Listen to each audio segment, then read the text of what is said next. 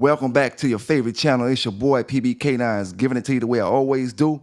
Fair and unbiased, raw and uncut. Some gonna like it, man. Some ain't. Some gonna like it, some ain't. Big salute to all the dog lovers and pet lovers across the world. Got a great interview for my brothers and sisters today. We're gonna get into some dog talk and just speak about some knowledge in general. You know what I'm saying? Hope everybody having a great Monday across the world, man, from the top of the globe to the bottom of the globe and doing what they gotta do to take care of these pets. How's it going today, my brother Vanguard? Hey, man, it's doing pretty good. Thank you for having me on the show.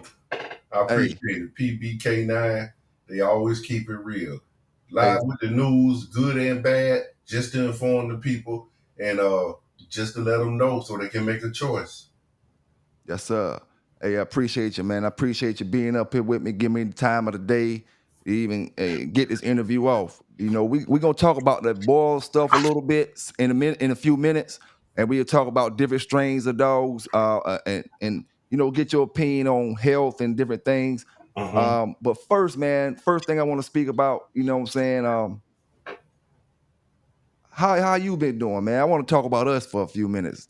You know Hey, what I'm saying? well, I had been sick for a while, so I was a little depressed. I lost everybody in my family back in 2012. My mom, my sister, my favorite cousin who lived with me in the house, with a lot of aunts and uncles, just about everybody that who supported me in my dog dreams as a kid, people that just supported me, period. And the sad part is that he left me with all the motherfuckers I don't fuck with. Damn, Hate damn. stuff like that. Yeah, man. I talked to you a few weeks ago, or about a week or so ago. You told me you was sick, or you had went to the hospital and stuff, and that caught me by surprise because I didn't even know it. You know what I'm saying? How bad you was saying you was sick. Yeah, well, I had been sick off and on for like 2.5 years, but I wasn't telling nobody. I Yeah, just fight through it, and then when it got real bad, because I had to end up with colitis too, which is a bacteria in your gut, diverticulitis, diverticulosis, and then colitis. All three of them. Then when I was in the hospital, it was like "There's nothing we could do for you," and tried to send me to Borland and Grover, and I was like, shit, I was ready to right the wheel. I was feeling, all right, man, I was fucked. Man, you couldn't, if you don't realize that when your gut messed up, remember, this sad to say, I mean, it's real to say, but people don't want to accept it. You got this shit. You got to pass gas. yeah, That's a part of being healthy. yeah, yeah, When your colon get closed up and you're swelling up, blowing up like a balloon, nothing can pass through. You can't eat. How you gonna survive? You can't even drink. You can't even swallow a piece of a drop of spit. You can't even put a piece of bread in your mouth without feeling that and your gut hurting, cramping, falling all down. Man, I'm gonna tell you what I did. I took the medicine that the regular doctors gave me. Penicillin. I got. Hey man, I got vials of medicine all around here. They're still all in here, all over here on the shelf. Ah, I got vials of medicine. All them people had me all on, man. This ain't even half of it. that, I'm like one of them unofficial veterinarians. So I used some of the medicine and backed off it. Then I started thinking about Dr. CB and all these other people, herbalists, and I said, let me get it. I got up and I went to Walmart.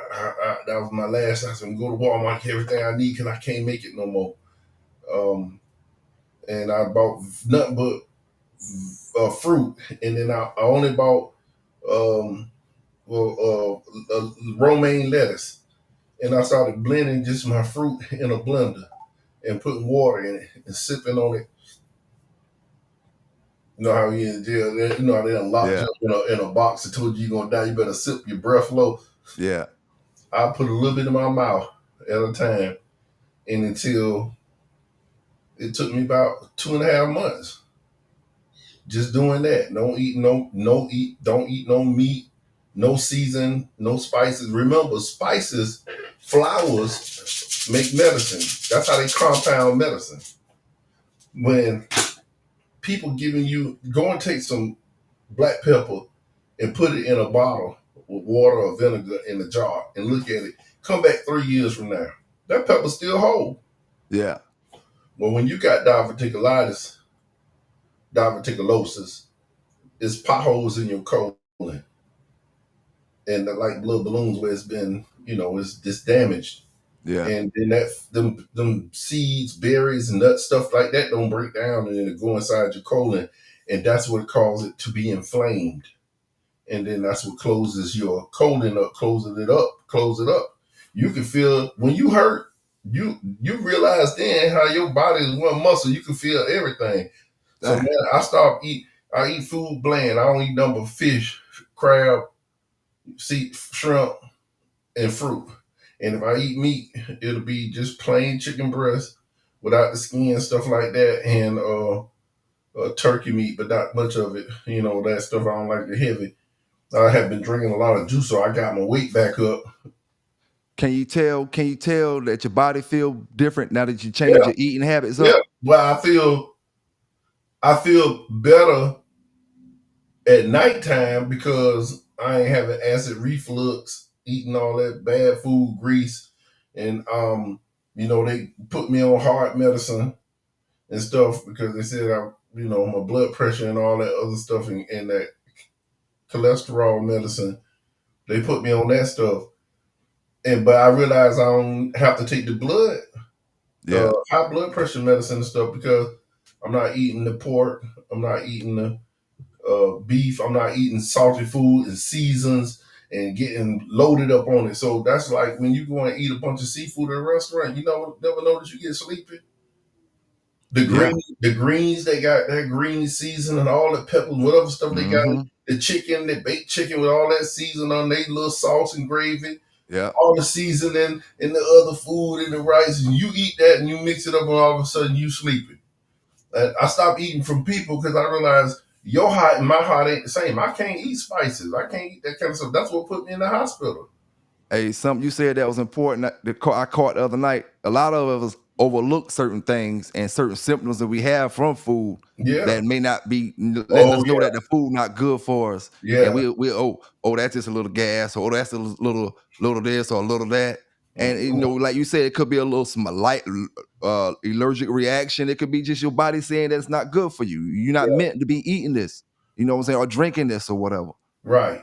So let me tell you what I mentioned to you last week. I was saying for a while I used to be going. Like at nighttime I used to go. I keep doing that, and then my breathing. I thought I was having an asthma attack. Yeah. So I hit the asthma pump and stuff, but then I have to spit. And so what I realized is phlegm in my throat. That phlegm was coming anytime I drank milk, anytime I eat garlic and onions. People say, oh, garlic and onions is good for you. It's good probably for you, but not for me. Yeah. And now at this age, 54 years old, if I eat any season, it's, crabs, they got garlic on crabs and onions in the water. Or anything with garlic, like barbecue sauces, all that stuff in the bottle. You got to read the back of the bottle of the food and stuff, the content that you put in your body. Yep. And I started having phlegm all day. I was having an allergic reaction, and then I got these pills. I got so many pills everywhere. I started taking these Benadryl pills, and it went away. I said, that's what I'm having, an allergic reaction to garlic and onion. And it's making my airway clog up at nighttime, and I got to keep spitting, bringing up all that phlegm. If I drink milk, it do the same thing.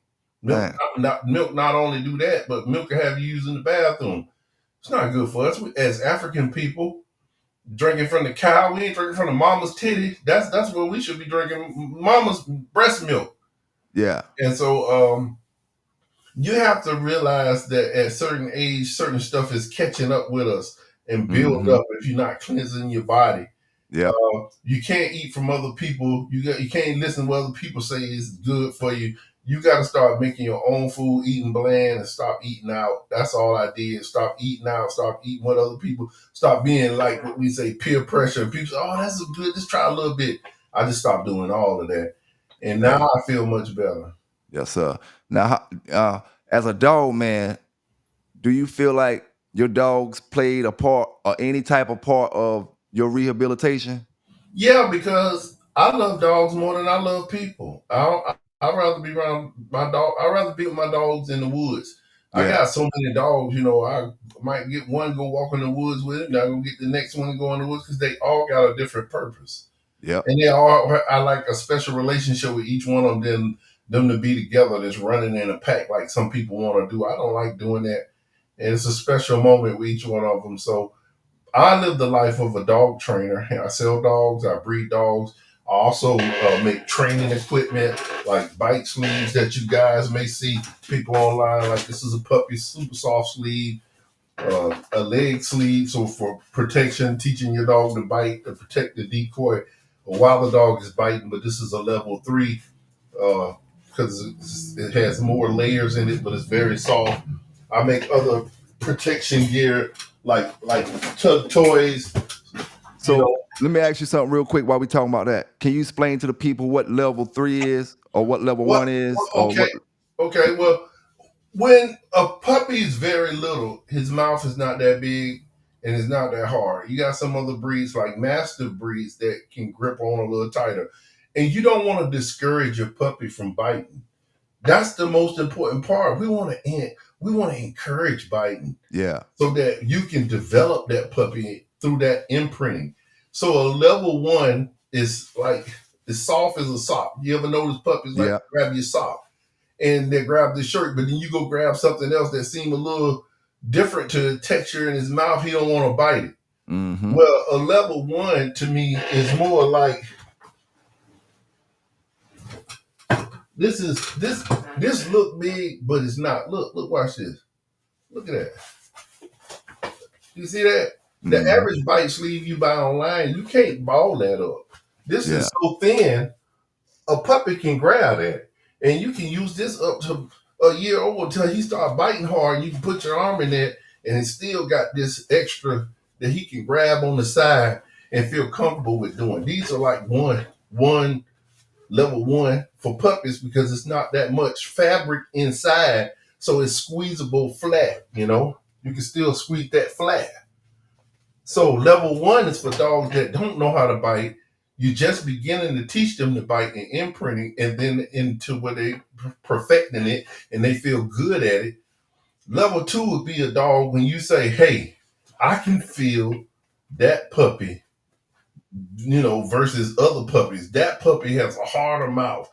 He is a technician. He loves to bite. He knows how to bite. He's re-gripping. He's digging full and deep. And this equipment so soft that the dog gonna get a full grip every time. He's not gonna have a frontal, especially when you're not doing defense training. He's gonna be comfortable and put his whole mouth on this. You say, "Oh man, I can." The pressure is no longer pressure. I feel like his teeth is squeezing me so hard. So let's put another layer of fabric in there. That's a level 2. And you might have some other cushion in between that. So it may be 2 or 3 layers. yeah, 3 is a dog. You got a dog, he been biting since he was doing protection work since he was 2 or 3. Y'all, he perfected the game. He is dead serious. He'll come through a suit. It's time that we take and put fabric in here that's so thick. You see how that's like a pillow, yeah, but it's still soft because of the materials that I use. So the big dog, you can use hard stuff with bite bars in it and stuff, but I wouldn't. I want my dog to think this is a natural bite. You can take this soft stuff and put it behind your clothing. yeah, You can put this in your arm and put a jacket over this, and you see how it balls up. You can put your jacket on, and he don't know it's not a real bite. Because when it comes to dog training, all you're doing is painting pictures in the yeah, dog's mind. In the dog mind, I don't want to paint the picture. You biting on this tug sleeve. I want you to think you biting the man, and this sleeve is just for the man to protect himself so his skin don't be broken. Yeah, yeah. Got you on that. Got you on that. Yes, sir, man. Now we about to start off talking about these pits real quick. Well, not real quick, but we're gonna talk about them. My first question when it comes to this ball stuff, man, we were speaking about this the other night when you was in the chat, is where does the white eye come from in the balls, dogs? Well, Who's the creator of the white eye? And is that something I need to be adding into my program, or is that a default? Is that just a default that was with a well, particular good dog? well. Let me say this, and I want to read this to you, Yeah, and I want you to think about what I'm saying when I'm saying this. I won't say that Dirty Mary was the creator. Let's say Ronald Boyle's first dog was Dirty Mary, yeah, right? And when he line bred those puppies, he took the mama, which is, let's say you and I got the same mama, and our mama, like my grandmother has blue eyes, yeah, and she black. You'll look at her and you say, look at this black lady got blue eyes, but grandmama was white. yeah. Her mama was biracial. My daddy has blue eyes, but none of his brothers and sister does. Mm-hmm. Okay. When he took and bred Dirty Mary the Cherokee Chief, that was a bullish son dog. Then that's basically what that is. And then he bred Dirty Mary to Thrift's Champion Bobby. Mm. That's an inbred Bolio dog. Then he took and line bred them puppies. When you start doing that, you're gonna get traits of your ancestors coming out because Yeah. you no longer have two different grandmothers. You have the same grandmother. That made them kids double bred grandkids. That made them children double bred grandkids of Dirty Mary, having a quarter of Cherokee Chief and a quarter of Thrift Champion Bobby. Now, I want to tell you the exact gene that's in blue eyes dogs. Like for some people, they would call that a fault, and like when you got a standard in certain breeds, they want it to be Mm-hmm. one color, and then like in Dutch Shepherds, I got blue. They want to call it fault, but no, first Dutch Shepherds was blue, Yeah. gray basically. They changed them later on. So when you line breed, inbreed, you're gonna start getting traits that come out recessive traits. Most blue-eyed dogs, you see that in huskies, uh, uh, the corgi, the Yeah. the marrow dog, and that other little frisbee dog. What that is, I'm having a brain freeze right now. The little frisbee dog my son got. You know what I'm talking about? I know that corgi and the husky. Dang, I got the dog, the little frisbee dog, got the little patch, look like some of them Merle, like Australian Shepherd. there you go. It's in The the Ossia or something like that. right, Yeah. Yeah. right now in the blue eyes. It's a carrying trait that the Dirty Mary had. And I was trying to get the technical term for it. It's something X4L. Okay, so it's in Huskies, Siberian Huskies, Alaskan Malamutes, Australian Shepherds, and Dalmatians. You see what I'm saying? Yeah. Okay. Now, but let me tell you this. You take some Boudreaux dogs and cross it to Boyles or Patrick other dog, and it comes out in them too. Mm. He just happened to have Dirty Mary as his foundational dog out of Hank and Red Baby. Yeah. Burton's grand champion Hank and Red Baby, and line bred his dogs, and that's what you started seeing, that look. Yeah. That's that look. So don't say that I won't say that he started blue eyed dogs. No. No. No. No. No. Yeah, I No. won't. But that is a trait that you see in that line of dogs. His dogs, that is something you're gonna see. White head, painted pony type looking dogs, a red nose, red Do over you, here, white mask. That so do you know or do you think that his white eye was associated with blindness or just a actual color of the eye? No, it's not associated with blindness. Uh, No, it's not associated. They're not blind. No, I had plenty of them blue-eyed dogs in my day. I had just about every breeding that they had produced from the Boyles line. But I gotta say this: Ronald Boyles, he got out of dogs when he made them first crosses. He got a divorce. He was up there in Yulee. I lived in Amelia Island. That's 10 minutes up the road on the island. He stayed on the other side of the bridge next to the little town old Nero Yulee. yeah. He got out of dogs. People, he not saying that. People not gonna say that. Other people had the dogs and was breeding. You got people like Junior, Ron, Easy. There's so many other big dog men that was breeding the dogs and carrying on. Then later on, he come back and got in dogs. I remember Mike Lomas even giving him dogs, and different people he was getting dogs back because of the popularity to make dogs. Ron actually was out of dogs after the first crosses. After the first crosses, like with Mr. Rogers and Boat Action and all them, he was out of dogs then. Dang. George Scotes was somebody that, every band got what you call a gopher boy or whatever, flunky or whatever you want to call it, that learning up under you. He kept them going, and he was gave them dogs, but he kept it going and saying Ronald Boyles. But Ronald Boyles ain't had no dogs. That's the truth. That they ain't saying that. So he really didn't see that Dirty Mary stuff prospering. He didn't know it. He had got a divorce and he ain't had no dogs. Other people did it, and he saw the craze and got back in it later on. Yeah. Now, what attracted you to them Boyles dogs when you first seen them? I live in Florida, and that's all we had. Ronald stayed right up the road. Okay. That's all was around here when you start talking about them type of dogs. Had people. You had that other guy that had the iron head dog. Let me see, Johnny Watson. You had all these other old men, but white people didn't want black people coming around them, and then they yard them country boys. They didn't like us like that. They were still acting like that when I was in dogs in the early 90s. We made it change. Yeah. Jerry Nelson opened the door for a lot of us. He was like the king of rednecks.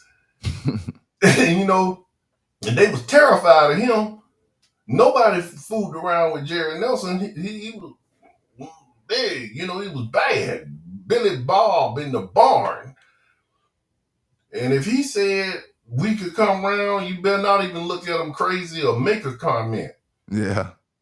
So he opened a lot of doors to let us come and be around at that time. And before that, my goddaddy Vernon was to going around the country boys, and he took people like Willie Coleman, which you call Pom Pom, and his brother Lonnie Coleman, and other people that were in dogs at that time, older guys that were way older than us. But yeah, man. So, being around Mike Lomas, he was, in our neighborhood neck of the woods. And he would love dogs, and Vernon loved dogs, and every man loved dogs. And especially if a man love a tough dog. Everybody want a tough dog to beat up a dog or beat up some people. Mm-hmm.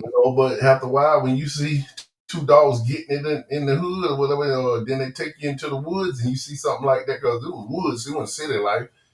You just hooked on the dogs. And I just think that the Dirty Mary stuff captured me more than the stuff like the Bully Son dogs. Cowboy was real big before, we fell in love with Dirty Mary. Cowboy dog. Okay. Cowboy, Midnight Cowboy. He was that stuff was real popular down there. That was just everywhere, just cowboy. But they were little squatty, little black long little dogs with a front little bow-legged walk. That's always around at that time. Bully Son. And people came to Kobe stuff with the white dogs that was Brindle white patches and black sap cow patches with Brindle on it and stuff like that. But that stuff faded with time. Yeah. Do you have anything off Dirty Mary? Oh, I got plenty. I placed dog. you gotta remember, I got out of dogs for a while. I got out of the circuit of game doggers, but I never stopped having a dog or Yeah. having dogs. I gave dogs to people around the world that was in my circle that wanted to carry on and continue on. I gave them to them, and they kept breeding them and stuff like that. Because you got to remember, I was in dogs, and I became a civil servant, and that were in dogs, when I stepped away from that, they would get in trouble and try to say I am the ringleader of their dog fighting world. And it's because, I had so many dogs, like, in the yard at one time, like Grand Champion, Sparky, double Grand Champion, Mauler Red, had my hands on Rawhide when my cousin was doing his time. He had a lot of champions over there because he was a true dogger. Yeah. Every dog off of Hunter, dogs off of Yellow, dogs off of Yellow John, dogs straight off of Palatine, dogs straight off of the Zebo stuff. We had dogs off, you name the dogs that everybody line breeding off now, we had dogs directly off them. So for me, when I first started looking at dogs 6, 7, 8 years ago, I was like, man, I don't want this shit. Yeah. 10 generations to get to that dog. Man, what the hell y'all done did? Trying to come up with a new wheel? Mm-hmm. And nothing's pure. Everything got 10 crosses in it. So I didn't really like it. So any dog you can name from the Cruise line, the Sorrells line, from the Turtle Buster, from the Rebel Kennel stuff, the Turtle, the Rocco, the Stone stuff off of Jeep bred to stuff like Bristol Store, the Boomerang and Snooty. We had dogs directly off them dogs, before we was making the combination. Back then, you have a pure yard of cowboy, you have a pure yard of bolio, and you mix it together when you make a battle cross. And if the dog did so good, maybe you'll bring it back into one side or the other side, but you didn't keep crossing it all these different ways with different bloodlines. Yeah. People just kept dogs pure. Yeah. Yeah. So, but like I say, the Dirty Mary, the Boyles stuff, I like. At the end of the day, people like pretty dogs. I love the pretty dogs. Hey, they just got that look, that white eye. If you can get you one with that white in the face or even a whole white head, Mm-hmm. that's a pretty, a beautiful dog there. Oh man, I had so many of them. Bahama Blue, Candy. These dogs were off of Troy P's little buddy, and Zachariah, and Red Gold. Are they known to be human aggressive? Any Boyles dogs? Like not, I know of course you have some that bite, will bite, but If it got a little of that Eli stuff in it, more of the Eli side, like how Zach and them had, Zachariah and them had more like the Oiler Junior. Let me see, like Pogo, Jazzman, right hand man, all them dogs. They were closer on. They had Dirty Mirror, and then you had you cross Dirty Mirror. I see it to the Bolio dog. They crossed Dirty Mirror to the Cherokee Chief dog. They crossed Dirty Mirror to the Burgess Smoky dog with a little blend of some other stuff. yeah. And two-door stuff and stuff like that. So they had a bunch of crosses. But when you start talking about right-hand man, right-hand man was an even blend. He was boat action, the Cherokee Chief, Bob Thrift Champion Bobby. But then they took him and his daughter and them that went more on the Eli side because he was more bolio. Because he was, what I'm saying, they went to the bolio, more bully son side. Mm-hmm. So the dogs that were like Oiler Jr., Zachariah, all of them, they was bred to the bully son, then bred the Eli, two brothers, Yeah. supposedly, bully son and Eli. So they crossed them together. So Mm-hmm. those dogs had less of Dirty Mary. You could say it's a Dirty Mary dog, but it was only 1/4, a quarter, not even a quarter of Dirty Mary in them. It was more on that side. They were hard biting, bigger bone, longer teeth because they went more on that side. They went more on the Carver side. Oh, yeah. Now, what do you think is the biggest misconception people have about them Boyles dogs, or they get wrong when they get them and they don't like them? What's I the don't see why people wouldn't like them. yeah. Let me tell you something about them. I had every dog I had every bloodline there is. A guy look at me and say, like today, because I'm nobody. I'm not a dog fighter. Yeah. I'm not him. I'm not him. I'm an old man now. But when I was young in my heyday, I like to see a dog scrap or whatever, stuff like that. So the average guys in the dog world right now see me and think, "Oh, that old man, young boy is disrespectful. He don't give you Yeah. no respect. He ain't did nothing. You washed up, blah blah." Yeah. That's just ignorance. That's just stuff to try to get you to come in and play the gambling game and all that other stuff. That's you looking for penitentiary because it's gonna happen that way because they're gonna tell Yep. on you. All of them gonna tell on you. Even the hardest dudes gonna tell on you. Them the ones gonna tell on you. They're gonna look at you and call you a dork because you doing something different. You be the one go do your time with me and don't even run your mouth. But Mm-hmm. it's the hard ones, think they hard, the ones to tell. That's their game plan. Yeah. Yeah, so yeah, the Boyles dogs, I had every dog there is. I had all kind of dogs. I was playing with the tent dogs and dogs straight off Hunter Red Double and stuff like that because I liked them because they was coming popular and making money off them. But none of them dogs was hot. Dirty Mary Pup is 4 5 weeks old. I know how to connect with them as a dog trainer. Yeah. It's like it's in my own blood. It's like it's really my own blood. I can make them hot. They come out hot. They tough. They don't have some of them ones back in the day. They didn't have big bones. And they skin not tough like the Red Boy side, the Jocko stuff and all that. They don't have that skin like you look at the new stuff like Macho Buck and all them that's a blender of the Yeah. Boyles. But they got that tough skin, you're gonna have allergies and hair fall off and all kind of problems. You gotta be careful. Yeah. They not known for that. Them Boyles dogs. They known to be pretty good with skin. Well, no, their skin is pretty thin. You can look at them and you can damn near see their veins and stuff, and their skin is kind of like thin to me. Yeah. Pure back in the day, the skin is thin. They bust up easy. What the not old, I don't say old school. Some of the old fellas used to call them tight skin pit bulls. Yeah. They do they can they do have soft skin to me. It's pretty skin and soft. It's so pretty. I probably call it soft skin because you don't want to have a scratch on them. They scratch easy. Yeah. But Yeah. they come in, they wild, they give you the smarts, they give you all the things you got. And you got to know how to school them right. And if you don't school them right, then they don't do right, and they might do a little turning because that come from Burton's grand champion Hank. He was a turner. Turn, turn, turn. Hank was? Burton's grand champion Hank. That's where that turning come from. Okay. That comes directly from him. Go read about him. I don't know if they got information out there, but it should be out there. But that's what he did. He did a lot of turning.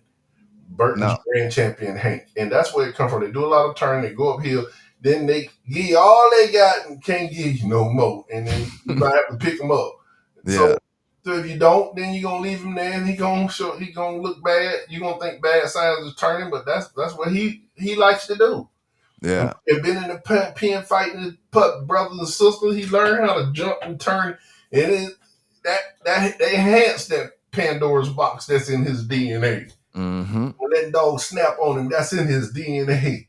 Yep. He's got Bully Son in him, but Bully Son is straightforward. He's can be straightforward. He can't ride the head because he got polio in him. He likes to dance. He's like Yeah. real athletic. He can go everywhere, but he's not enough for any of them. He is Yeah. own dog, and they're pretty good dogs, especially when you cross them to any bloodline. I think that the Boyles dogs accommodate any bloodline that you have. It enhances them. It makes them start up early. It makes them act high. You can put them on people. You can put them on dogs. But naturally, they love people. They're really the most sweet little dogs in the world. They're very trainable. You can train them to do anything. The athleticism is very admired because you can put them, make them hang in the tree 10, 20 minutes. Yeah, a long time without coming loose. They light. Yeah. If you're feeding raw meat, your dog, I don't care if you got a dog that's this tall, this wide. The difference is how long strong his jaws and how long you can do it. If you feed him dog food, he light. You feeding him beef, he heavy. It's a difference. It's the Yeah. dog food. Now you take a light dog with a strong jaw and he'll hang up in the tree all day long. Dirty Mary romp tree, he'll scream, he'll holler. He like all that. Yeah. Everything. You go get you them other bloodline dogs, they're not gonna do that. It'll be a year or two before they even get to that. So Dirty Mary is like a Labrador Retriever pet. Yeah. That'll fight. Now, if I'm about to start my yard up and I got one pure Boyles dog, which way should I go from that? Ooh, I found another pure Boyles dog.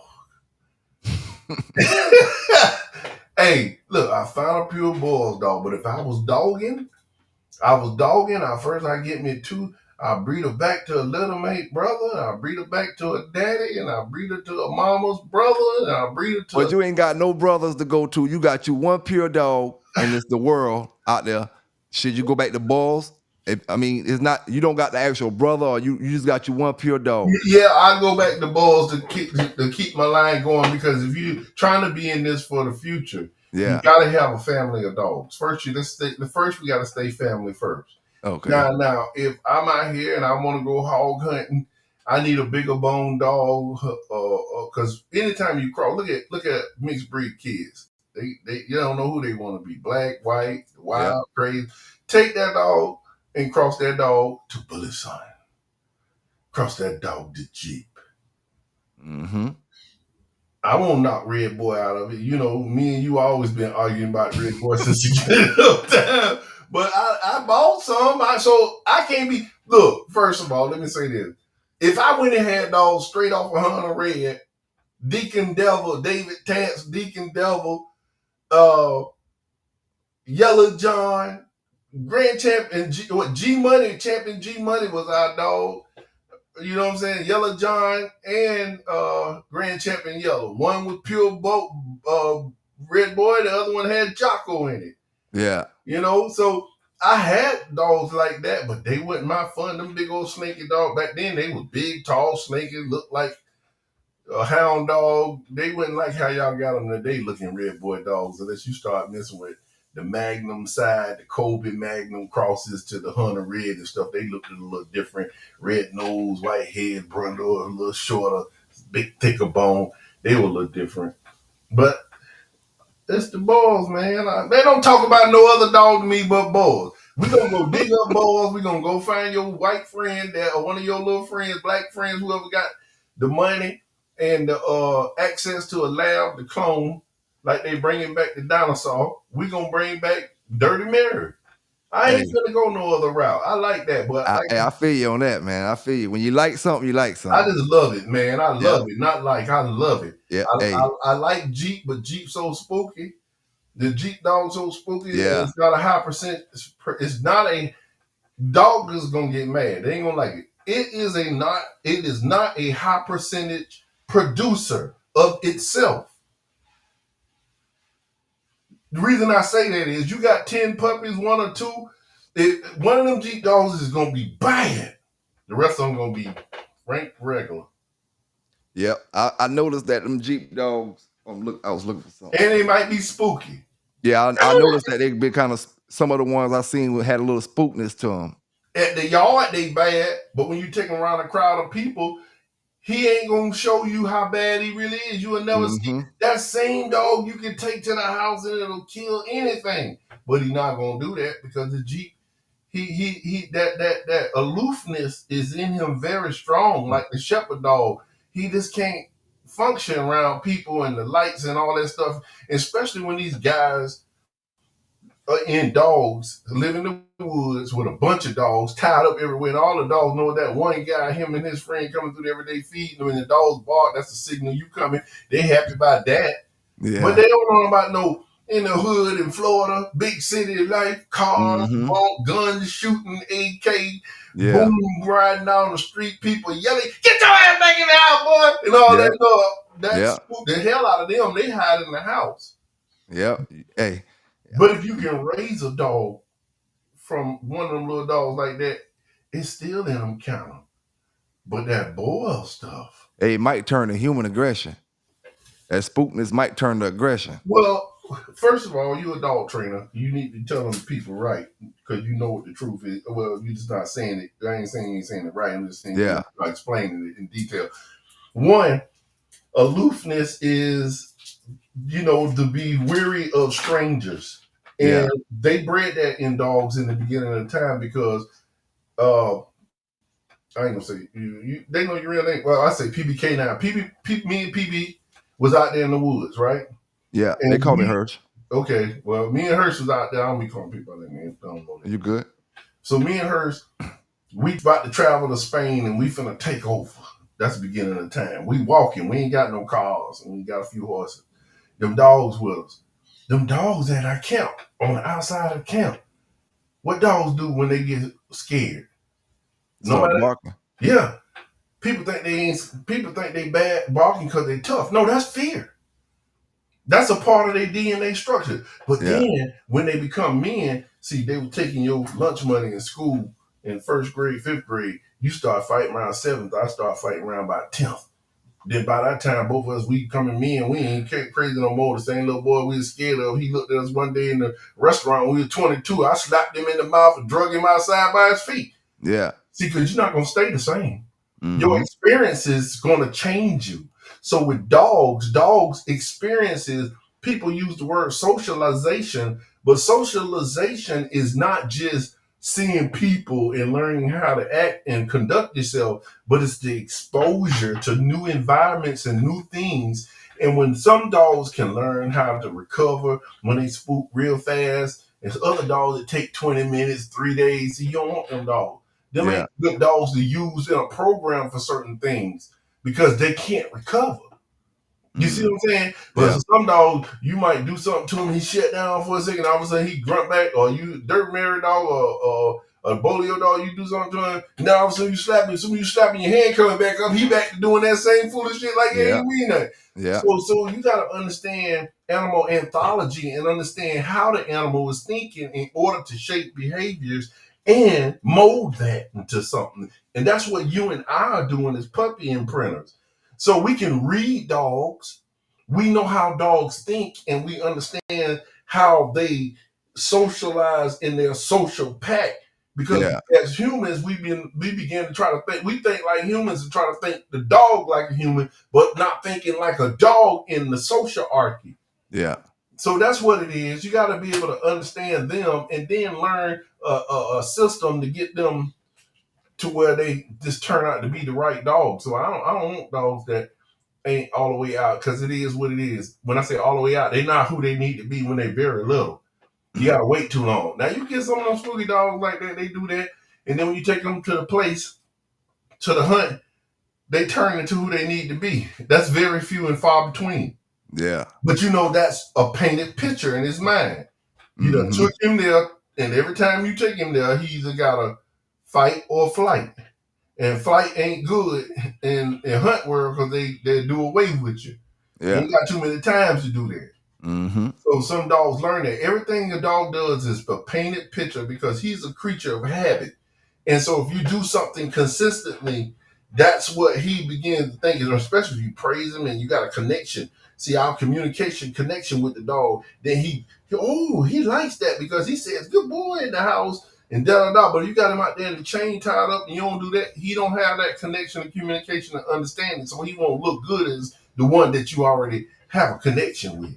Yeah. That for sure. Now, what would you think, or what would you say the best Boyles cross you ever seen in your life?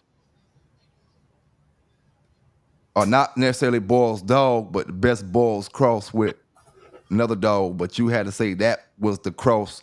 That's it right there.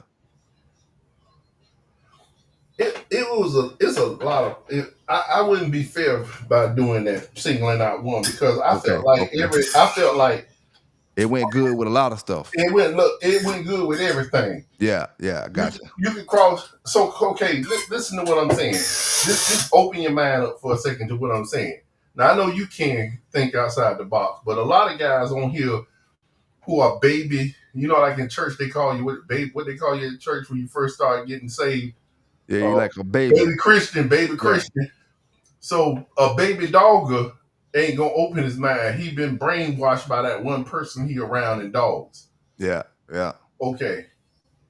Bully's son, Eli Jr., off of Eli himself, Boudreaux Dogs. Blind Mm-hmm. Billy, inbred blind Billy, which is the inbred Dabo. But breeding dogs a certain way, it changes how they structurally act genetically versus the ones in their back in the past. That's what you're doing. You're putting dogs into them to change the behavior. So the behavior of the bully son carver dogs is straightforward bull, straightforward. He not a dog you go and condition to run on the treadmill and think he supposed to dance all night and ride the head and do like a bolio dog, because that's not what he was bred for. That's not the trait they kept using in his genetic bloodline. Yeah. They all come from the same dog, but that's not. You and I kept picking a dog that dance, ride the head. Mm-hmm.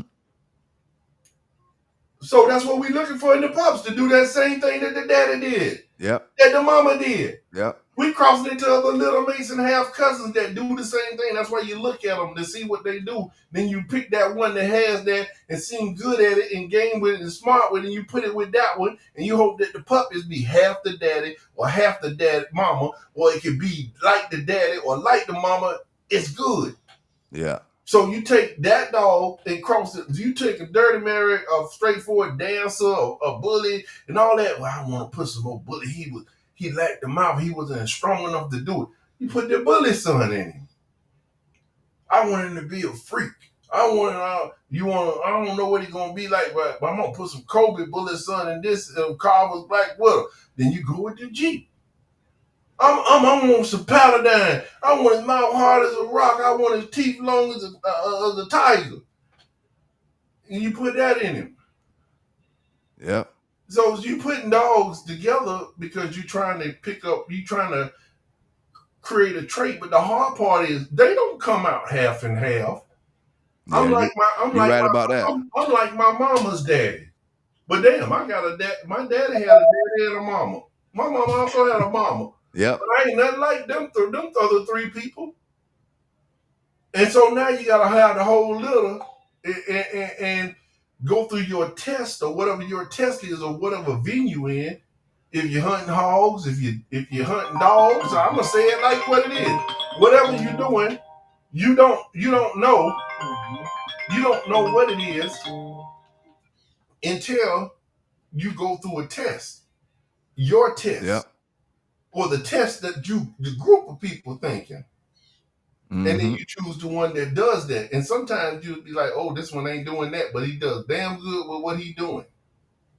So that's how you breed dogs. You breeding dogs for traits. You're not breeding dogs for looks in any working world. I don't care if it's a Dutch Shepherd, a German Shepherd, Connie Corso, American Pit Bull Terrier, or a Bull Terrier. When you breeding dogs, a Labrador Retriever, I want him to retrieve, I want him to be dead tired. I'm throwing the ball back and forth, back and forth, back and forth, back and forth, and he don't stop. If he a detection dog and I'm gonna be the police, or I'm gonna be working with a search and rescue, I want my dog to love this ball so much. Every time I throw it, he do it for 10 hours. He'll die out there before he stop. I gotta put him up, lock him up. Mm-hmm. Every dog can do the same thing any other dog does. It's just that some does it better, and some are genetically better because they have generations of dogs that were tried, true, and tested, and then brought together and not just bred because they were purebred or they come from this. Yeah. Yeah. Hey, you 100% right about that. 100% right about that. Let me ask you this. We always say, what's the best crosses, or what goes best with certain lines. When it comes to the Boyles, and we talking about a pure Boyles dog, what is the line that you say you just know don't go with it? Oh, you said don't go with it? Don't go with it. You might cross it with Red Boy, you might cross it with Jeep, but you done seen a dog in the past that was, say, some bolio stuff that just didn't show that. To me, when you breed bolio, although Dirty Mary Mama Red Baby was bolio daughter, and the Klaus, she was half Klaus, the more the Klaus line. You know what I'm saying? You gotta remember Tombstone, Maloney, all that stuff. The Klaus, bolio was different stuff. Yeah. I mean, Pat bred different stuff. They all was different lines, different traits of different dogs. Yeah. Yeah. He had Klaus in it, he had the Tombstone in it, he had with the Malone and Toot stuff. He had different stuff that he was putting in it. He tried Boomerang a little bit. You know, he tried different stuff, different dogs that was famous the see, and then line bred on to see could he put this in it. And I ain't saying it all work, but when you breed a Bolio dog, the Bolio dogs to Dirty Mary, to me, I ain't never seen none of them come out being still hot like they was when they was just the Boyles dog because she came from Bolio. They was good dogs. They produced better. Them dogs were produced dogs when you go back to something else and it got that in it. But I never seen a good one like this bad. Yeah. You see better Bolio dogs when you cross them to the Mayday type dogs. You know what I'm saying? You seen better dogs when they had Red Boy and Jocko together on top of with 50% Bolio. So with Dirty Mary being, Bullet pretty Son. much, with her having that bolio in it, and say I'm saying I'm getting me a heavy bred Dirty Mary dog, and I'm gonna throw it back to the Mayday stuff. You know what I'm saying? With the bolio in it, a lot of people will say balls, but they not even looking past the that one breeding where Dirty Mary them came from, which is off of bolio stuff. So would would that go back? Or have you seen some Mayday balls dogs that was pretty Yeah, spectacular? that's what I started breeding. Okay. And I won't say that was I was saying that was it. It was Yeah. just that it fell in my hand because my little god brother, Boo, he he always been like somebody he know I'm up and down, I'm in and out. When I need something, he ain't no counter. He just the person I just like to use the word counter, but he just somebody that he always been there for me, and he always breed dogs and different dogs, and he'll put stuff in my hand. Be like, hey man, I got a lot of this. You take this and see how that does for you if you like that, and stuff like I champion Puma bred the grand champion Tango daughter that fell in my hands, so I end up with the Macho Bill and Macho Buck stuff, and I was like, hey, let me see, and I started crossing that to Bolio, pure Bolio dogs. I crossed it to the Malcat stuff. I crossed it to Dirty Mirror stuff, and I liked it with the Dirty Mirror stuff. Then I look in the pedigree, and you go in the back, and people don't understand. In the back of them dogs, you got that STP stuff. What you think that is? That's the right hand man Twiggy stuff I was talking about. Yeah. That's Yeah. really what that stuff is, ain't it? If you look back at it, Yeah. Yakazu Cody. Who you think made? What you think made Mayday? Mayday was half Bolio. Yeah. Half. He was 50% Bolio. And Yeah. then 25% this and 25% that. Yeah. So, to me, the red boy dogs just slow a dog down. Okay. Lay down, just a lay down dog. For Yeah. I ain't saying all of them the same. I- He rides you out till you get tired, and then he come up and do his thing. Damn right, he gonna look good because he laid from the bottom and held you when you look like he was bamming, but he was holding you in a spot that he really wasn't getting hurt. Yeah. Not enough to make him quit. Yeah. Yeah. And I seen them red boy dogs do that. Dogs with heavy red boy in them do that. They'll lay around, just like you talking about, lay around. And the other dog think they doing something, but that joker done found him an area where he can be content at, or he know Yes, he can't. sir. He not gonna take too much damage, and then he gonna lay around. And sometimes they get them hurt, but sometimes they play in their favor. A lot of times they play in their favor. Mm-hmm. That's right. And they ain't no rank curves. Most of them ain't rank curves. You know what I'm saying? Mm-hmm. So if a dog ain't a rank curve and that's just his style, he not a muscle dog just run in there. But when you get tired, me and you outside at a bar, we fighting. Now, both of us done played football, basketball. Coach had us running all day for hours, punishing us. We know about that second win. Shoot, Yeah. we get tired and scared like we need asthma pump, but all of a sudden that second win come, we stronger than we was before. Now we ready. Mm-hmm. That's a Yeah. second half player. Then you got them other players, they can't get tired. They're first half player. They look good at first. Then all of a sudden they start fading. They ain't good, they tired, their legs hurt, they ready to quit. Coach got to take them out the game. See, that's what I'm saying. Them second half dogs. You got to get a Bama. You got to get a Bullet Son, the first half dog. He's the first half. And then the first half has to accommodate his training. So you don't train him like you train a Bolio dog. You train him like you training Hulk Hogan. Like you training a muscle-bound freak.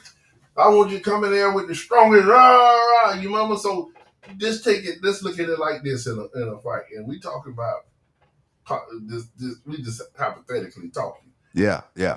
Muhammad Ali was a second half fighter. Muhammad Ali just didn't come in there and knock nobody out. Yeah. He did it right at the end. Mm-hmm. That's when he woke up. All of a sudden, he was roping dope, laying on the rope like a red boy dog, and letting you do all of that stuff. Yeah. You punching him in the face. It wasn't enough to knock him out. Mm-hmm. He had a spot, his sweet spot, y'all ain't never found. Yep. His sweet spot, let me say it again. His sweet spot, it wasn't here. It wasn't the chin. It wasn't on the head. It wasn't the ear. You ain't knock his equilibrium off. Ain't nobody knocked him out. Nope. But then you brought George Foreman in there, the Bullet Son, with all the big muscles and the strength, and it was taking him from corner to corner, whamming him. You can hear it through the speaker on the TV, like you was in the Coliseum. But when he gassed out, who came to the top? Yep. Red Boy? Yep. And what was that picture when he was the second half dog. The second half. Yep. It wasn't enough. So if you ain't got a killer, then you just wasting your time. Yep. Hey, now in your mind or your eyes, who do you feel like is the best producing Boyles dog of all time?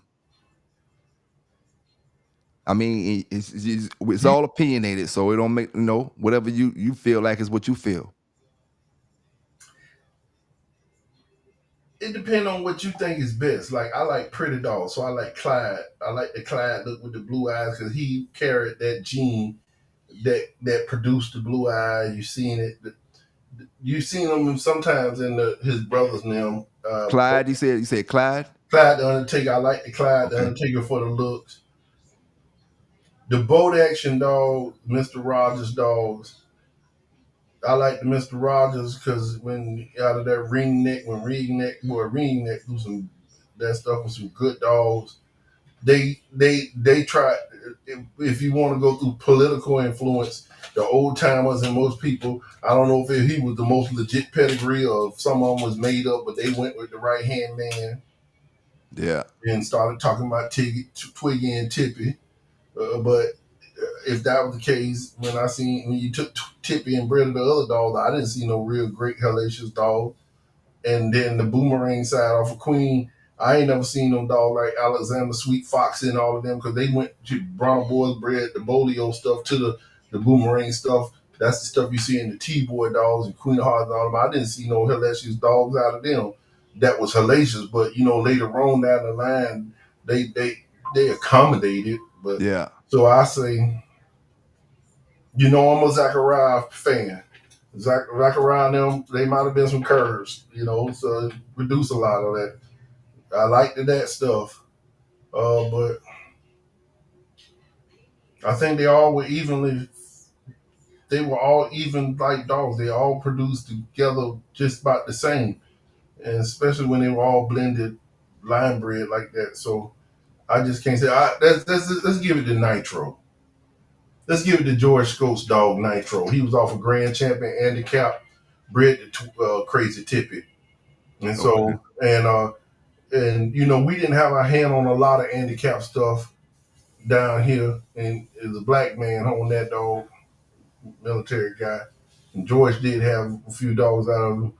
So I like Nitro a lot because they were super hot. And anything you bred them to, you can breed them to a rat. You got some good dogs. And that's like at the end of the journey when I was walking away from dogs because of all of that rah rah rah that was affecting my life. You know, because like a lot of these guys ain't never had them folks come in their life. Them folks don't be playing. Mm-mm. Like how you be talking about these boys getting cases on them. Them people don't be playing. Hell no, bro. That shit sounds sweet for y'all to want to fight dogs and do all that stuff. Telling people get in your life and ruin your life. You got a good job and a nice house and a pretty wife and some kids you love. All about a dog. You're gonna be in jail. You ain't gonna see your kids grow up. You have a little daughter. Some stepdaddy might be touching her. Son beating him up, punking him out. Mm-hmm. The streets gonna raise them, and then they gonna be in the streets, and you can't connect with them when you get out because they older, they grown now. They ain't that same kid no more that believed in you. You ain't did nothing to show them no love, you know. So you gonna separate yourself. But at that time when I was going through all that, I had a dog. My baddest dogs out of that stuff was out of Nitro, bred to Rebel Kennels. To Stan Cash's Betty. Stan Cash Betty. Let me tell y'all. Let me put it. Let me back out right. I had him right here in my hand. For some reason I didn't ask for him, but he jumped up in my face. And since you got me on the show, we might as well talk about it. Oh yeah, yes sir. Uh, Let me we- let me. I'm getting off the camera for 2 seconds. I'm coming right back. Okay. I want you guys out there in YouTube land to go to Google right now. I want you to go to Google and I want you to type La Florida Outlaws Nero. That's La Florida. FLAFLORIDA. Then Outlaws. OUTLAW' Nero. NERO. Then put Pedigree online. And pop it open. I'm finna open your eyes. I own hundreds of dogs in my life as a young boy. In my early 20s, I had a lot of game dogs. I don't really, you know, partake in that kind of stuff as I did as a kid. Well, I trained dogs, service dogs. I changed my life and got away from the dogs. And it wasn't the dogs, I got away from the people. So I still have a few dogs that I love and I train. So if you guys are on Google and you open up La Florida Outlaws Nero, NERO Pedigree, I want you to look at that pedigree. And I'm finna tell y'all something. And I did this before. And at that time, Mike Lomas and all of them was living. And, you know, they were all in the same building with me. And they told these people the same thing. Now, La Florida Outlaw Nero is off the Valley Boys Betty. That was owned by Stan Cash. And he got out of dogs because he became a police officer. He was correction officer. Betty was off a Champion Turtle, Rebel Kennels Champion Turtle, 4-time winner Rome, and Champion Rebel Kennels Champion Penny. Champion Turtle was the son of Crenshaw's Champion Jeep and Abraham's Black Magic. Black Magic was off of Otis.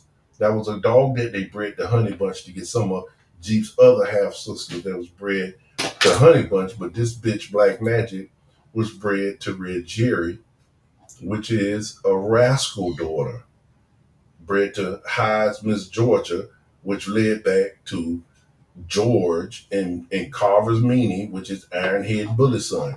Ironhead is one of the best dogs when I was a little kid. If it didn't have Ironhead in it, it wasn't nothing.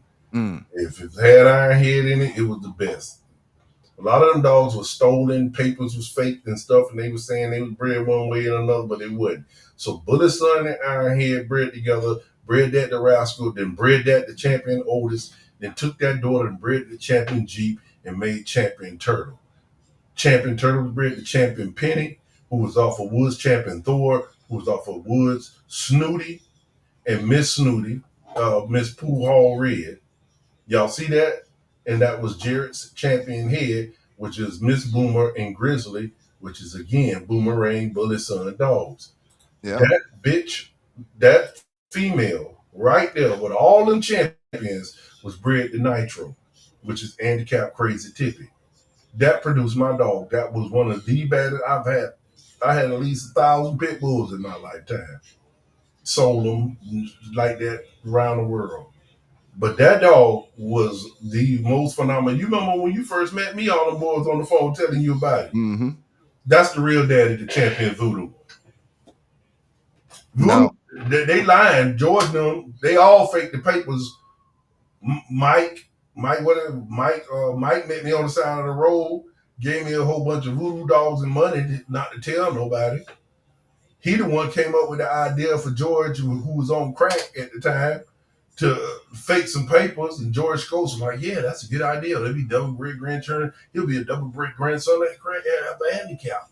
If we make the papers look like that, you know how they be talking all, trying to talk all. They get too smart. Not saying that in a racist way. I'm just saying yeah. a group of them like to get too smart. Hey, a lot of that stuff, man, that brothers did back in the '90s and the early 2000s, late '90s Yeah, and that early was '90s. a good time. A lot of that stuff that it was before our time. When I say our time, I'm talking about internet time. A lot of people didn't expect a lot of that They sneakiness didn't to get expect. out. They You know what didn't I'm saying? expect it. They didn't expect it. If it would have stayed like it was in the '90s, right now, it would have never got out. Far as technology and stuff like that, and it goes that like everything changed in the world. Just look at the brother who was assassinated, over the past week or so. I'm not saying his name, but the brother who was assassinated. I'm gonna show you how much time has changed, and it's just like same way in a dog game. Now you see how many different conspiracies they got about that. What happened this way? Maybe it was a two shooters. Maybe this. Maybe that. Maybe this. And think about it. Everybody got cell phones. Everybody got cameras. Everybody got technology. The people in the social media world is giving more information, more real information than the actual police is. You know what I'm saying? So imagine if we would have had this type of environment when Dr. King and President Kennedy was killed and different people was assassinated, that the government just gave us a story and we had to run with it for the last 30 years. You know what I'm saying? Oh, this is what happened and that's it. You know what I'm saying? Now they say that they trying to say that about this situation, but you got, oh, they say the bullet didn't exit. Now you got social media showing you where the bullet did exit.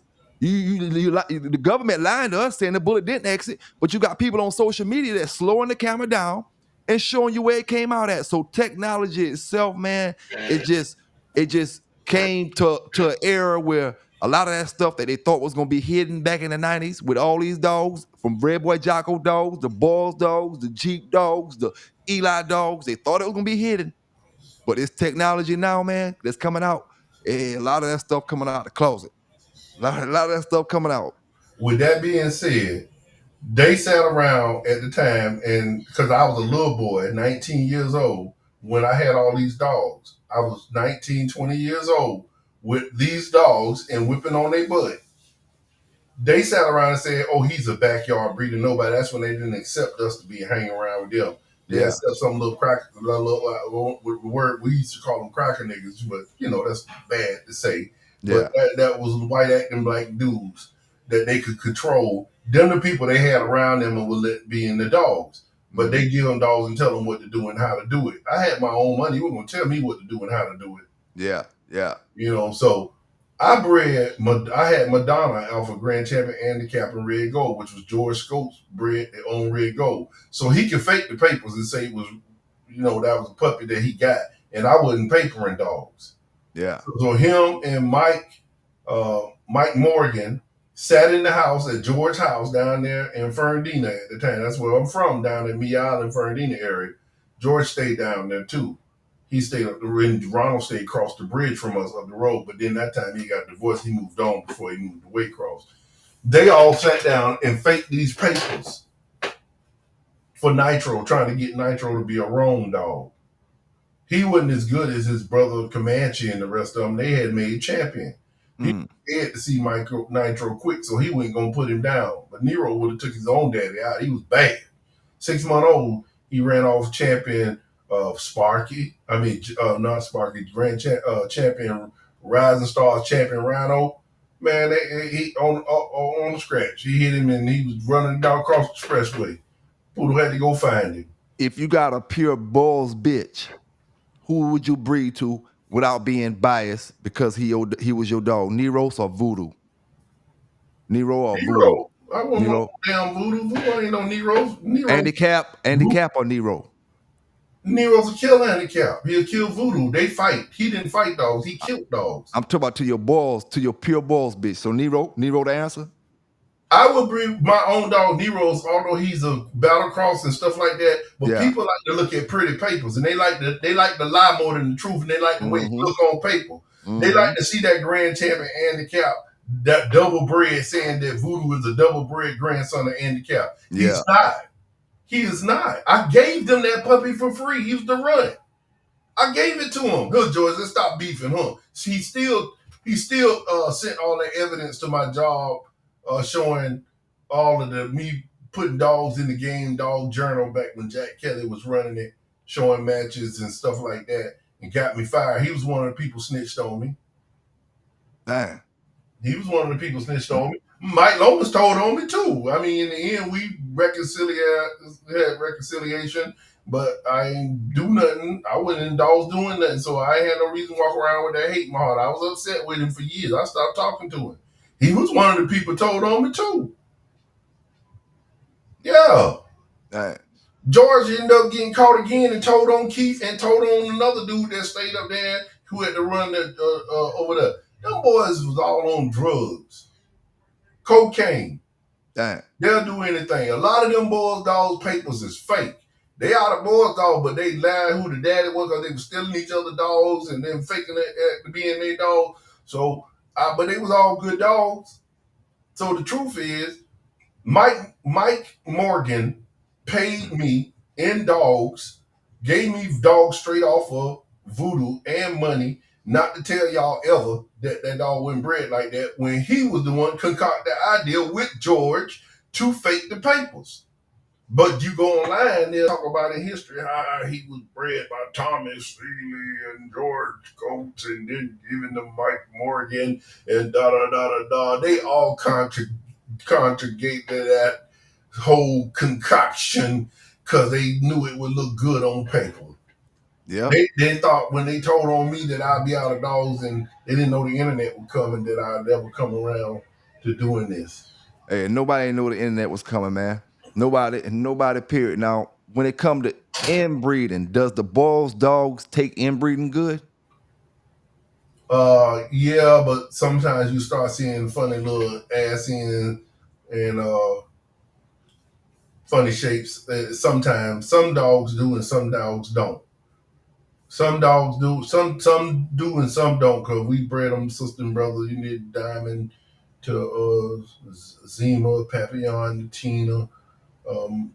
My boy, the Magnolia Kennels recently did Cuss Diamato to Itty Blitz, but then you got to remember they wasn't as tight because they was off of Champion Puma daughter bred to Grand Champion Tango, then crossed to the Voodoo stuff. They did that stuff, and then we've line bred them a lot and stuff like that. So you get good dogs. Sometimes you have to make the breeding and see what happens. We don't always happen the way people think they're gonna happen. Oh, they ain't gonna look this way.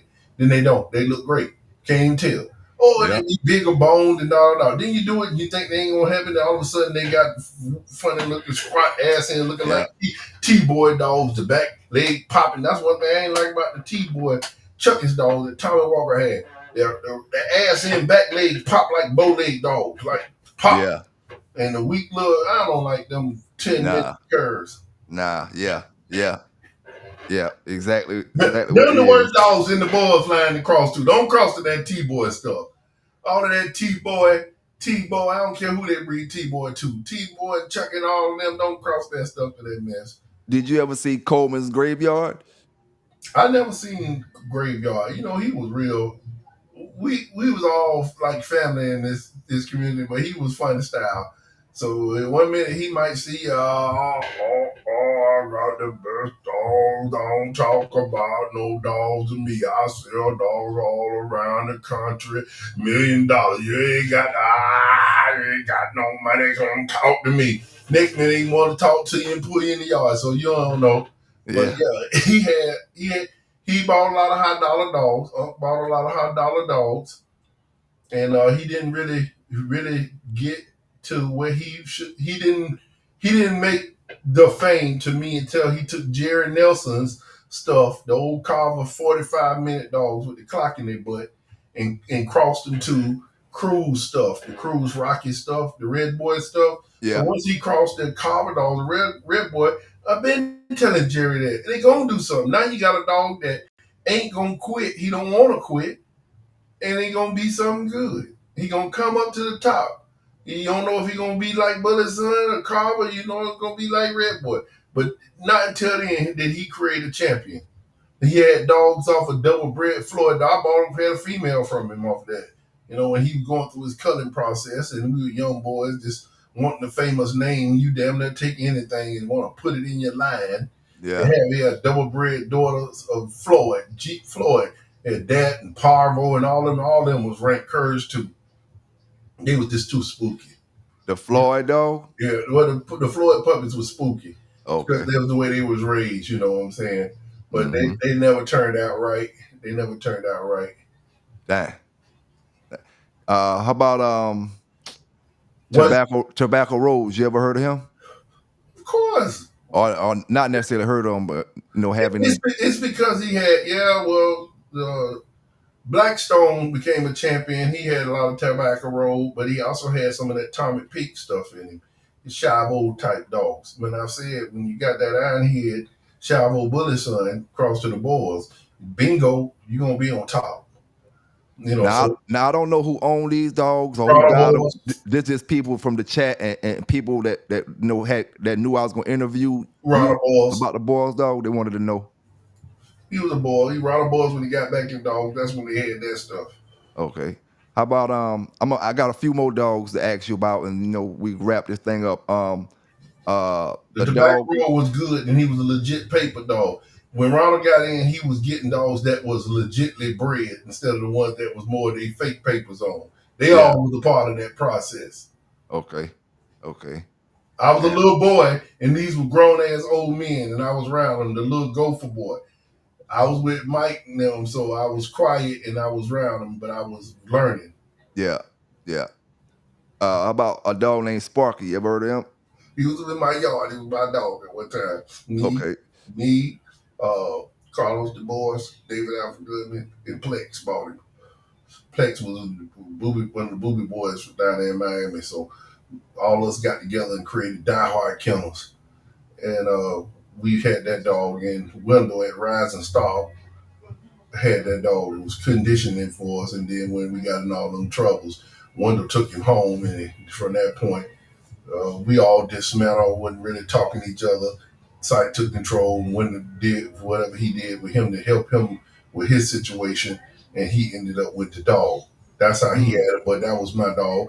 He was all right. He wasn't no great dog. He was a growler, but he scratched back and twisting and turning all that ugly stuff you want to see in a Boyles dog. But he come on back cross. Now I would always in my heart, I always said I didn't believe none of them dogs off Sparky because I had him there for almost a year and a half or two, and I never got any puppies off him. Now when you listen to Way over there in Magnolia, he said, now he tell me way no more what I did than I know myself. Because my little god brother and Wade was the two little boys that was always around me. Yeah. So they have to remind me of what I did because I don't remember. I did a lot of things good and bad in my life.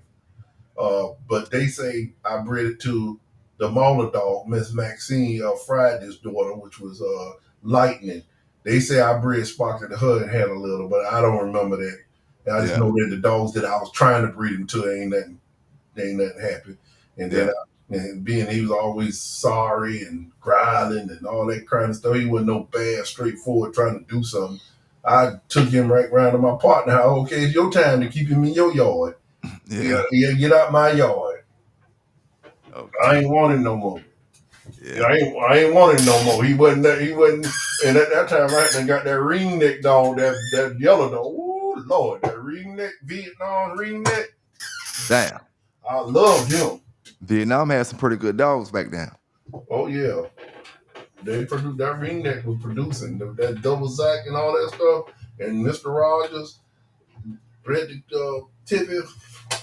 What about Black Bumpers and Black Ace? They was pretty Jersey. That was right hand man stuff. Yeah, they was good dogs over there. I didn't. They wasn't down here. Them was up there, Jersey. Wasn't they Jersey boys? I ain't sure. Yeah, they were up north. They went down here, and Okay. Bumpers was in a few pedigrees on some of the dogs. That's when you go into the Bullet Son or the Eli side. So you're gonna get them tougher dogs and bigger teeth, and they were more straightforward and rough. You know, so that them was the pretty good ones too. How about Blonde Bomber or Boomer, Blonde Boomer, Never heard of that dog. Big Whiskey? That was Ronald dog. That was when he come back and throwing these big names and stuff and all that. They wasn't putting them dogs down. They were just dogs. Yeah. They were living off the name then, brothers. They were putting them together. But ain't nothing wrong with that. Because today I ain't doing nothing. I like sicking my dog on people. I got my game dogs is for protection. I ain't in no pit. I ain't doing none of that. I ain't nobody that matter. I buy my dog to do what I want to do. You buy your dog to do what you want to do, and if it do what you like, what it do well, then that's all that matter. Now we about to get up out of here, but I got this last question.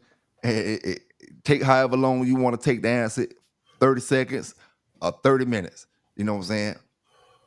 The one question everybody always asks me, and I know they ask you, and they ask any brother who into training for protection or any that type of stuff.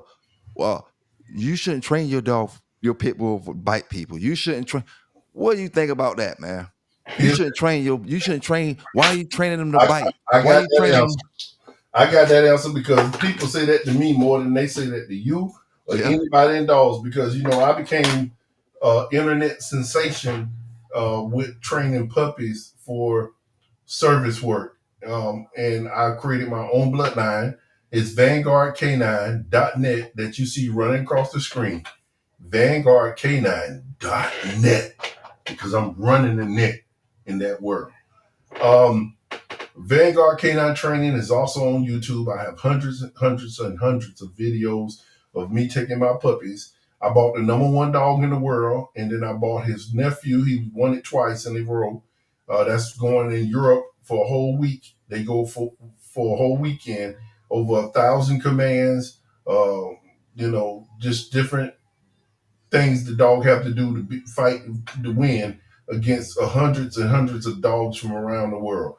I bought the number one dog that won it twice. Then I bought his double bred nephew, and I had his grandnephew, and I line bred my dogs that started the line. So I still love pit bulls. I always loved them. They're my most favorite dog in the whole world. And so I do keep some, and I play games with them, and I pass them out to people as they get older because they're just not nothing that I want to use or anything for anything else but protection. With that being said, people say, why do you train these dogs to do this? Listen, the only people say that is these people online that see the dog and how bad he is and wish they had him because they dog don't do it. They wish they can get him so that they can go and fight him in a box. Because that's what they want to do. When they say don't put him on no people, they want to put him on some animal, kill up some animals with him. But I put dogs on people. I train dogs to find narcotics or explosives. That's what's rewarding me. I get $10,000, $20,000 a dog. What you finna use him for? That ain't that. That you think that ain't worthy of. Mm-hmm. What they do is they see this dog and be like, my puppy don't do that. Because I make little puppies do stuff grown dogs don't do. I know how to get in their head. I'm painting pictures. They don't know how to paint pictures. Their knowledge about owning dogs, training dogs is not that big. It's very small. It's small. You can put it in this bottle right here with these pills. So they only know what they hear and they're repeating stuff and sounding ignorant. Yeah. At the end of the day, I buy my dog to do what I want to do with it, but I breed dogs. So all my dogs, I bred them. I don't buy them from nobody. I ain't bought a dog from nobody in over 30 years. So all the dogs you see me online with is dogs I bred from both of my bloodlines, the Voodoo line and the Champion Puma line that I did get from godbrother Boo, who's a phenomenal dog trainer himself and breeder, who has phenomenal dogs and he's to himself because he don't like you snitch ass niggas. The truth. So when they say that, they mad because they don't have a dog that does that. They don't know how to do that.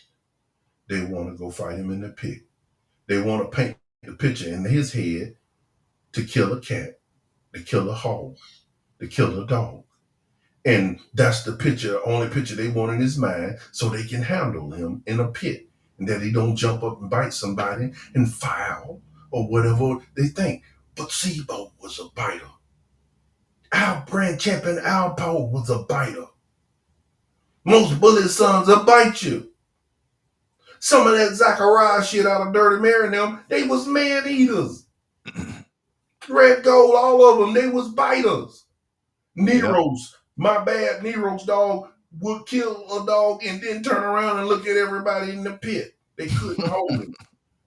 A lot of these dogs will bite. Every dog would do the same thing. It just depends on the picture you paint in his head. Yeah. I know the picture you want to paint in my dog's head, and that's why I don't sell them to them. Yeah. I keep them. I give them to my friends. Magnolia. You see what I'm saying? Mm-hmm. Full bite. You know what I'm saying? I take him back to Boo. Let him have his dog. Because he gave them to me. He deserves them. We like looking at them. We like for him to die in a pen at our house with us. Not just wish we had them and done sold them to somebody else.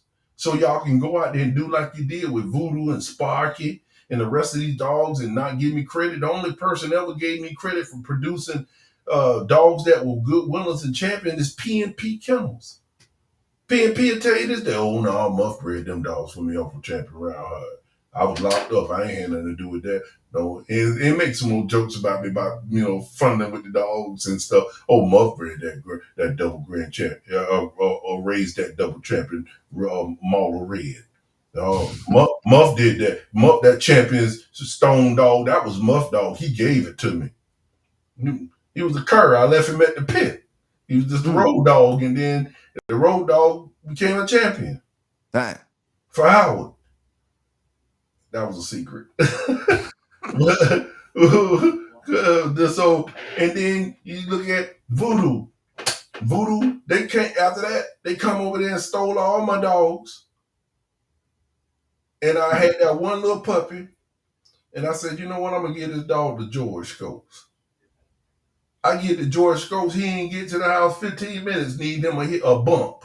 He need a bump. He went in there 15 minutes. Sometimes he keep dogs up. He almost was a functioning addict, but then when he get to them binges, you can get him. And that's how we got a lot of dogs, Yeah. And so somebody did might come over there and do him the same way. He went in his house 2 days at the most. And he sold it to Mike Morgan. Then they sit in the living room and getting high off the weed and concoct how they gonna make the paper look. And I just looked at them. Look, I was young. And Mike say, I'll give you two dogs. It's in a lot of his dogs, that dog when they bred Voodoo to the Yellow John dog. I'm gonna give you 2 of those dogs and I'll give you some money. And I said, well, where you gonna meet me? Meet me on the side of the road over there by Tampa, going to Bushnell over there. He meet me on the side of the road in his big truck. I took pictures of him and all kind of stuff. Damn. Yeah, man.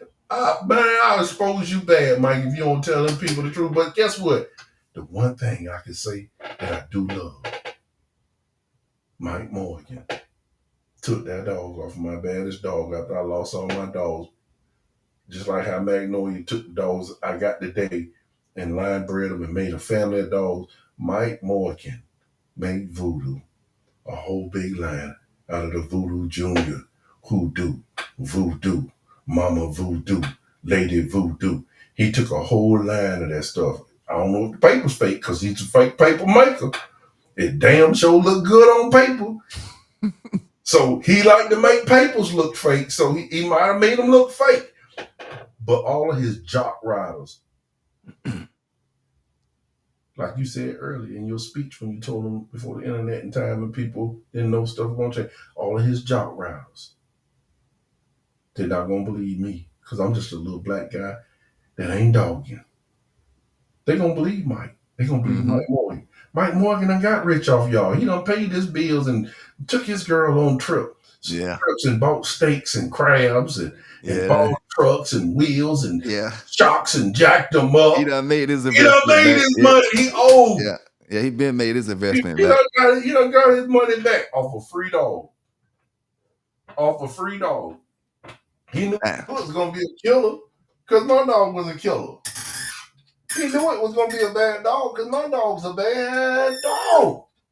His daddy wasn't that bad, but his daddy did make them hot dogs. That's why my dog was hot. He wasn't no bad as his brother Champion Comanche and the rest of them champions.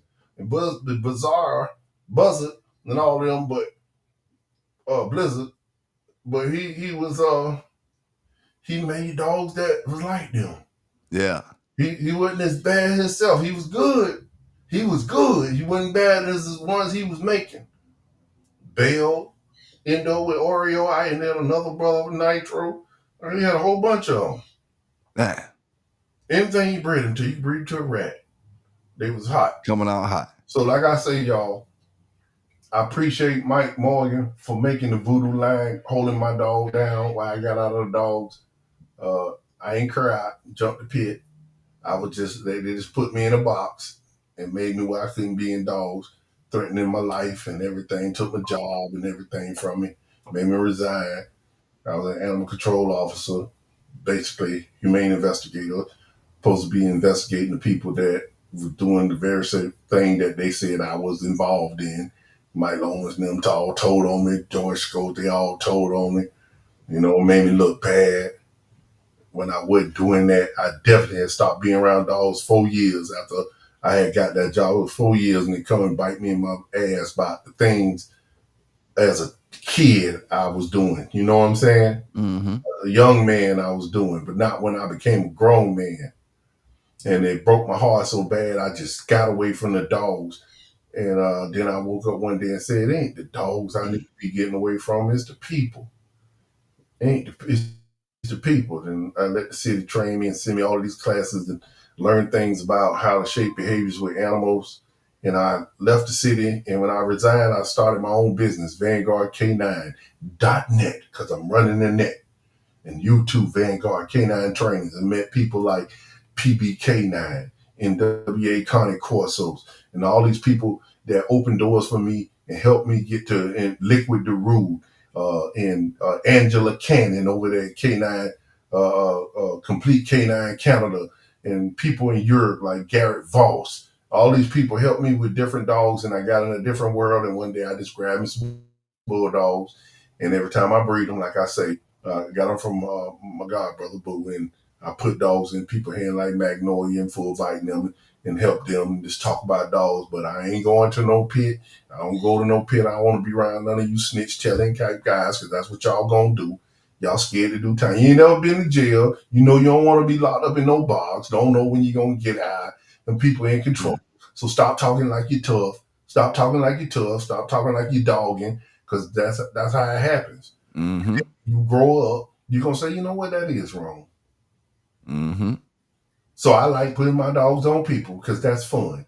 And that's what they bred for. Keeping you out my yard, keeping you off my back when I jump out with them jewelry on and that pocket full of money when I go to the store. And if it's a Pitbull or a Dutch Shepherd or a Belgian Malinois or a Connie Corso or whatever it is, I got him trained up. Mm-hmm. Vanguard K9, and I thank you, PB. Shouts out to all of y'all real people around the world. One time for the mad scientists up there in Atlanta, Georgia. Yes, sir, man. Hey, I appreciate you, man. I appreciate you giving me your time. Appreciate you giving these brothers and sisters this dog knowledge, this pit bull knowledge, this training knowledge, even the health stuff that we spoke about at the beginning of the video, man. It was all worth it. Somebody gonna take something from each part of that. So they might not like the ball stuff, but it might something you said about the food and the health and that stuff that they're gonna take along with them in their voyage or whatever. So I appreciate everything, man. You stay safe out there. Hey, man. Hey, wait a minute. Hey, and if I didn't have a bulldog, I'll start off with that Stonewall stuff. That Rebel Kennels, that Stonewall stuff out of Champion Turtle. Yeah. I definitely have some of that. So that's Boyles stuff, or that's not Boyles? No, Stonewall the same stuff that produced Nero Mama Betty. That's that champion, Okay. Rebel Kennels champion turtle. Oh, okay. Ricky had that stuff. The Rebel Kennels champion turtle produced that Stonewall, all of that. That's more turtle. That's Jeep and Otis and all them, but that was the good stuff. Yeah, that was the good stuff back in them days. Yes, sir, man. I appreciate you, man. I appreciate all the brothers and sisters down in the chat. Y'all hit that like button up. Y'all Yeah. go to VanguardK9.net to do your shopping, man. Get all That's your right. needs. Vanguard K9 making all of this equipment, bike sleeves, Hey, tuck I was toys. just telling them brothers about the sleeves and different things as far as the making the dogs bite it and getting good placement and stuff like that. So go check the website out, man, and see what the brother got to offer up there.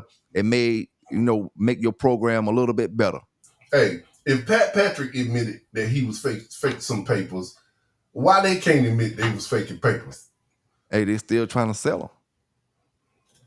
I don't know, man. Well, not Mr. Boyles them or Morgan and them fellas, but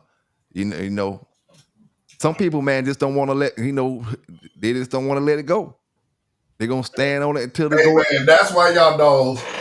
That's the only reason Voodoo ain't have a lot of champions, because y'all breeding them wrong. Because he ain't really bred that way. No. And then when you try to bring something to it, it ain't the way you think it is. No. And you're getting different results. No. Dang. No, he wasn't bred like that. It's a special way you train them dogs that he was bred to, too. Hey, you saw, y'all seen it. VanguardK9.net. We out. Yes, sir. We out. Y'all have a great day, man. Stay safe out there. PBK9s.